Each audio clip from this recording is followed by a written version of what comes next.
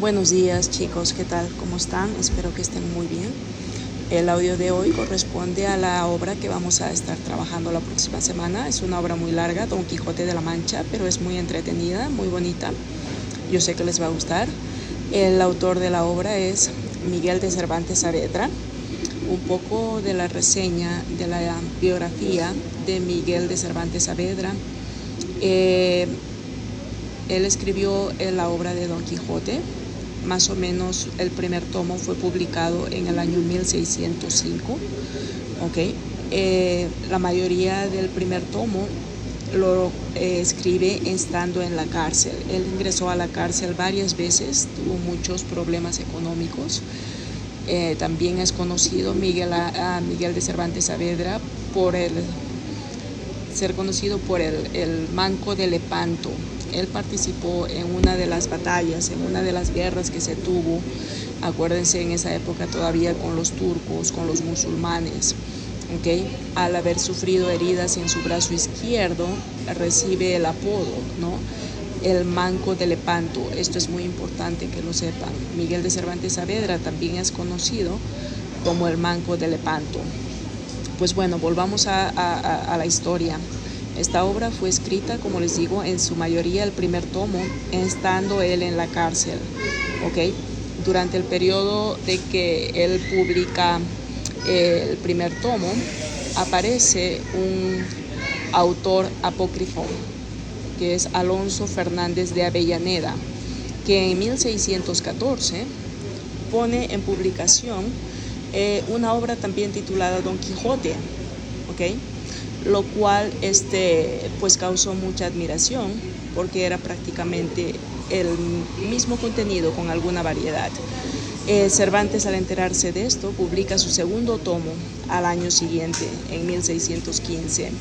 Lamentablemente, a pesar de ser una obra tan famosa, tan conocida y popular en esa época, él no pudo disfrutar de los recursos económicos que le brindaba y fallece unos meses después de haber publicado su segundo tomo.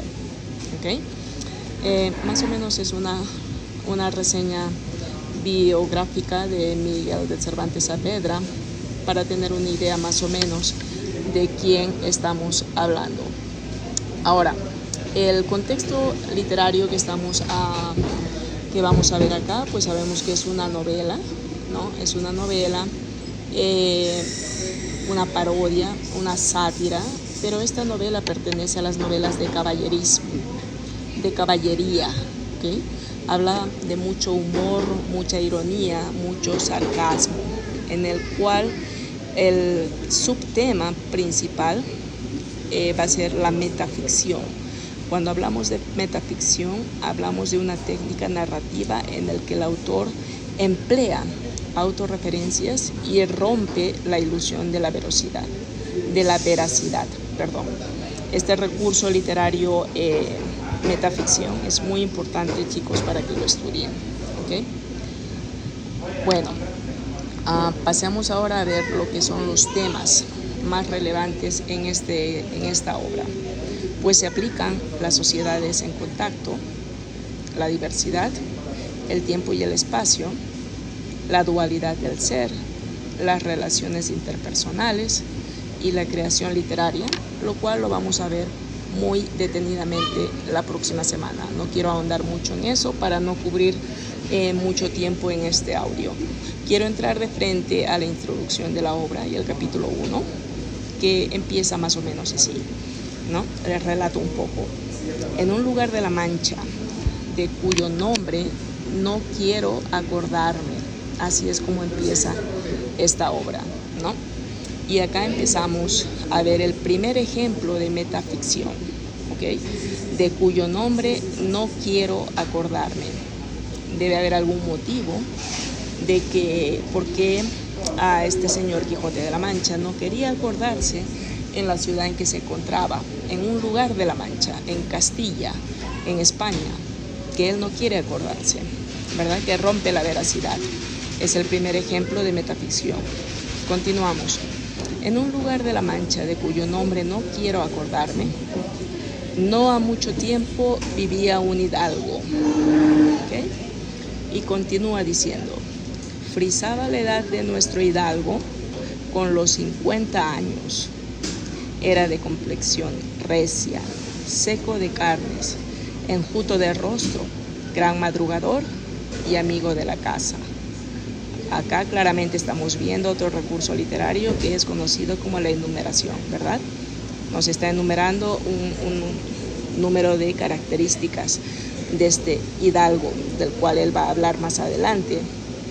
Y un poco cómico, ¿no? Porque pues menciona 50 años, que no se considera una edad tan anciana, por decir así, ¿no? Pero lo hace con sarcasmo, de eso se trata esta novela, ¿no? Al decir que un hombre con 50 años era de una complexión recia, delgado, a eso se refiere, seco de carnes, muy delgado, enjuto de rostro, arrugado, gran madrugador y amigo de la casa. Continúa diciendo, quieren decir que tenía el sobrenombre de Quijada o Quesada, que en esto hay alguna diferencia en los autores, desde caso escriben, ¿verdad? Acá se menciona otra vez la metaficción, ¿ok? Hay muchos autores. Él está viendo que hay muchos autores que la escriben, de las que él puede sacar estas historias. Acá hablamos de metaficción otra vez. Hay muchos autores, pero no sabemos cuáles, la verdad. Aunque por conjeturas verosímiles se deja entender que se llamaba Quejana, ¿no? Y continúa con el sarcasmo. Este hombre tiene estas características. Creo que se llamaba Quijada o Quesada, ¿no? Es sarcástico, burlándose. Y en el cual dice, pues creo que hay muchos autores que lo describen, que escriben acerca de esta persona, ¿no? Esta es la metaficción. Otro párrafo podemos leer, los ratos que él estaba ocioso, que eran los más del año. Acá vemos otra vez el sarcasmo, ¿no? Que él estaba sin hacer nada, que era la mayor parte del tiempo, es lo que quiere decir. Se daba a leer libros de caballería con tanta afición y gusto que olvidó casi de todo. Con estas razones, perdía el pobre caballero el juicio y desvelase por entenderlas y desentrañarles el sentido, que no se lo sacara ni las entendiera el mismo Aristóteles si resucitara solo para ello. Acá quiero recalcar, ¿verdad? Otra vez el sarcasmo y la alusión, porque está mencionando a Aristóteles, que vendió todos sus libros, ¿no?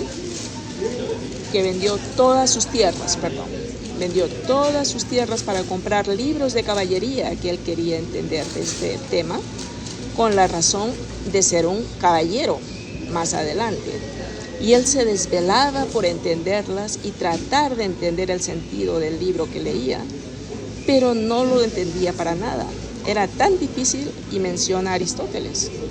Dice que ni siquiera Aristóteles, si resucitara, podría entender estos libros, ¿no? Continúa con el sarcasmo. Esta es la primera parte que les estoy haciendo, la descripción del capítulo 1. Continúa diciendo, del poco dormir y del mucho leer se le secó el cerebro. Acá vemos otro recurso literario que es la antítesis, ¿verdad? Del poco dormir y del mucho leer se le secó el cerebro, de manera que vino a perder el juicio. No dormía por leer tanto y para nada porque no entendía. Se le secó el cerebro, es una expresión, ¿verdad? De manera que vino a perder el juicio, se volvía loco tratando de entender todos esos libros. Llenósle la fantasía de todo aquello que leía en los libros, se entusiasmaba al leer los libros. Y así que encantémonos como pendencias, batallas, desafíos, heridas, requiebros, amores, tormentas y disparates imposibles. Otra enumeración, pero con sarcasmo, diciendo, eran tantos libros que me llenaba de fantasía en la cabeza. Estaba encantado de leer acerca de todas estas cosas, ¿no? De batallas, desafíos, heridas, requiebros, amores, un sinfín de temas, una enumeración. Continúa en otro párrafo. Recuerden que les estoy haciendo un resumen, ¿verdad? En efecto, rematado ya su juicio, que ya no daba más, vino a dar en el más extraño pensamiento que jamás dio loco en el mundo. Lo repito, en efecto, rematado ya su juicio, vino a dar en el más extraño pensamiento que jamás dio loco en el mundo. Acá vemos claramente una hipérbole, ¿ok? Si se dan cuenta, si lo escuchan bien, porque para volverse loco, ¿verdad? Pues tenía una exageración. Acuérdense que el hipérbole es una exageración, ¿ok? Y que fue que pareció convenible y necesario, así para el aumento de su honra como para el servicio de la República. Se hizo un caballero andante y quería ir por el mundo con sus armas y su caballo a buscar aventuras. Así es que empieza más o menos la historia a contarnos lo que hizo. Y lo primero que hizo fue limpiar unas armas que habían sido de sus bisabuelos, que tomadas de orín y llenas de moho de hace tantos siglos estaban puestas y olvidadas en un rincón. Acá vemos un sarcasmo humorístico, ¿no? Que él pues se pone a limpiar, describe que este hombre se pone a limpiar unas armas que habían sido de sus bisabuelos, imagínense qué viejas eran, ¿no? Que estaban tomadas de orín y llenas de moho de tantos siglos, que estaban puestas y olvidadas en un rincón. Fue luego a ver a su rocín, y aunque tenía más cuartos que un real y más tachas que el caballo de Gonela, que Tatumpelis, Etzofut, le pareció que ni el búcelo de Alejandro Magno ni de Babieca del Cid con él se igualaban. Pues bueno, todos estos nombres hacen una enumeración también, pero hacen una comparación, y esa comparación, ¿ok?, se llaman alusiones históricas porque menciona los nombres con los que están comparando. Ahora, les voy a leer para que entiendan esta parte. Fue luego a ver a su rocín, ¿ok? Rocín en esa época era conocido a los caballos, ¿ok? A los caballos, que más adelante pues este caballo se llamará Rocinante, ¿no? Entonces este hombre fue a ver a su rocín y lo describe, ¿no? Y lo describe a su caballo, que no podía compararse ni siquiera con el caballo de Gonela, con el caballo de Tantumpelis, que le pareció que ni el bucefalo de Alejandro Magno, ni el Babieca del mío Cid, con él se igualaban. Él consideraba que su Rocinante, que su rocín, era lo mejor que podía pasar. 4 días se le pasaron hasta que pudo imaginar el nombre que le pondría, ¿verdad? Al fin le vino a llamar Rocinante, como les acabo de mencionar, ¿ok? A su nombre, a su parecer alto, sonoro y significativo de lo que había sido cuando fue rocín, antes de lo que ahora era, que era antes y primero de todos los rocinantes, ¿no? Acá vemos un cambio de palabras, ¿verdad? Pero que continúa con el sarcasmo. Les voy a leer nuevamente el párrafo para que no se confundan.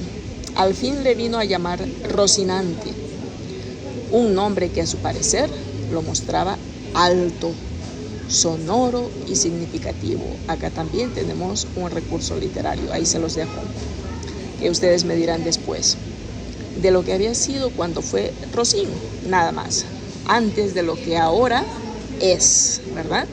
Y primero de todos los rocines del mundo.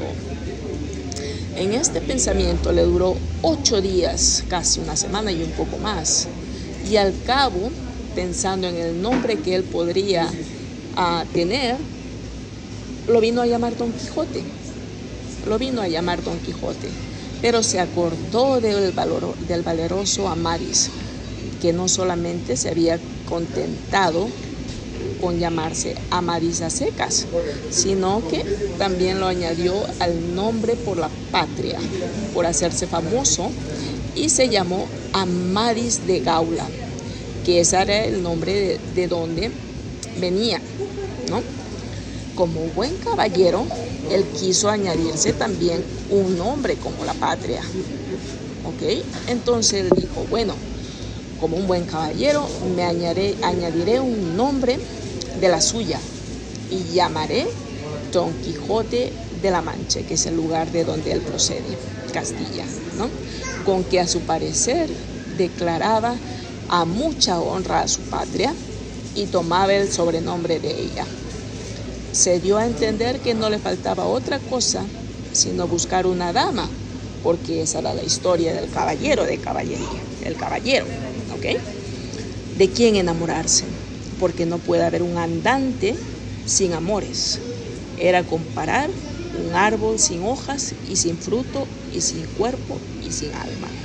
Acá vemos claramente otro recurso literario que es una metáfora, ¿no? Lo vuelvo a leer.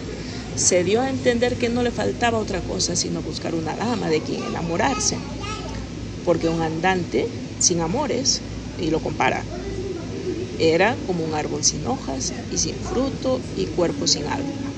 Una metáfora. En ese entonces había una moza, continúa la novela, una moza labradora de muy buen parecer, y se llamaba Aldonza Lorenzo, y a este le pareció bien darle título de señora de sus pensamientos, y buscándole nombre que no se dijese mucho y que vaya con el suyo, y que encaminase el nombre hacia de princesa y gran señora, la vino a llamar Dulcinea del Toboso. ¿Por qué?